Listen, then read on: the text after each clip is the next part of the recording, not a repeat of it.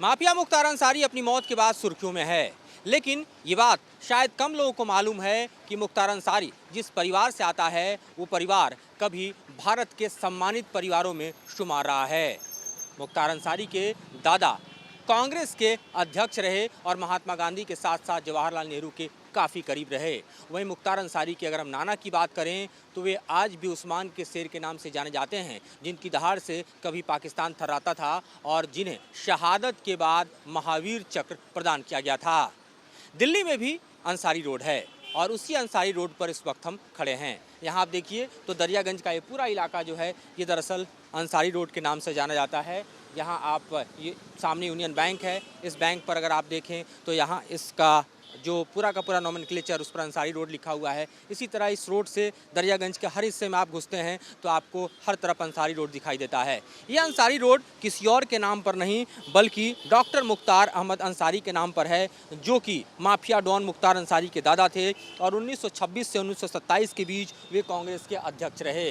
बेहद प्रभावित और ख़ासतौर पर सम्मानित लोगों में से एक उस वक्त के डॉक्टर अंसारी महात्मा गांधी के बेहद करीब थे, पेशे से सर्जन थे वे, और उन्हें कांग्रेस का अध्यक्ष बनाने के लिए किसी और ने नहीं बल्कि खुद महात्मा गांधी ने ही उनके नाम का प्रस्ताव रखा था, जिस पर मुहर लगाई गई। तो आप समझ सकते हैं कि किस तरह से अगर पारिवारिक विरासत के तौर पर देखें तो डॉन माफिया मुख्तार अंसारी का पारिवारिक विरासत भारत के स्वतंत्रता सेनानियों में शुमार करता है। उनके नाना की बात करें तो उनके नाना नौसेरा के शेर इसलिए कहलाते हैं क्योंकि पाकिस्तान ने जब नौसेरा को कब्जा करने के लिए कवालियों की फौज भेजी थी तो वहां पर कोई और नहीं बल्कि ब्रिगेडियर उस्मान ही थे, जिन्होंने लोहा लेते हुए नौसेरा की रक्षा की और इसीलिए नौसेरा के शेर कहलाए। इस युद्ध में वो मारे भी गए और हालात आपको बताएं कि 50,000 का इनाम उस वक्त पाकिस्तान ने नौसेरा के शेर के नाम रखा था। शहादत के बाद उन्हें महावीर चक्र भी प्रदान किया गया।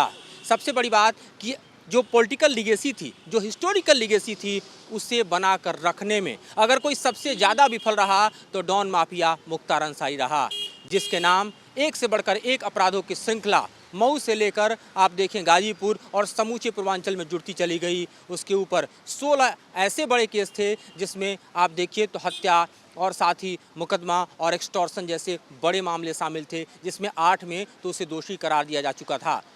तमाम केसों की फहरिस्त देखें तो 66 से बड़े केस थे और उसमें आप देखिए कि पंजाब के रोपड़ जेल से लेकर और बांदा के जेल तक दरअसल उसको रखा गया। तो आप समझ सकते हैं कि उसके क्राइम का ग्राफ और रेंज कितना बड़ा था।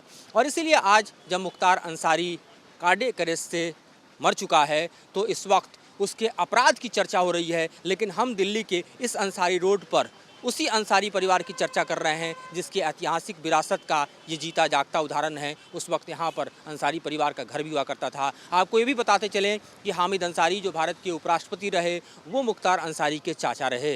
तो आप समझ सकते हैं कि एक पारिवारिक विरासत को किस तरह से कब्र में ले जाने, धूल दूषित करने, उससे बदनाम करने और उससे बर्बाद करने का अगर किसी को श्रेय जाता है तो किसी और को नहीं बल्कि डॉन माफिया मुख्तार अंसारी को जाता है, जिसकी मौत के साथ लोग उसके अपराधों के चिट्ठे और कारनामों की चर्चा कर रहे हैं। लेकिन इस वक्त हम उसी के उस पारिवारिक हिस्ट्री के बारे में आपको बतला रहे हैं जिससे आपको ये समझना बेहद ज़रूरी है कि घर में, परिवार में, वंश में अगर कोई आपकी विरासत को मिटाने वाला पैदा हो जाता है, मुख्तार अंसारी जैसा राक्षस पैदा हो जाता है, तो समूची विरासत पर वो एक काला धब्बा बन जाता है और लोग शायद उसे समय के साथ भूल भी जाते हैं। पुलिस सतुराज के साथ Madhurendra Kumar, news nation digital के लिए।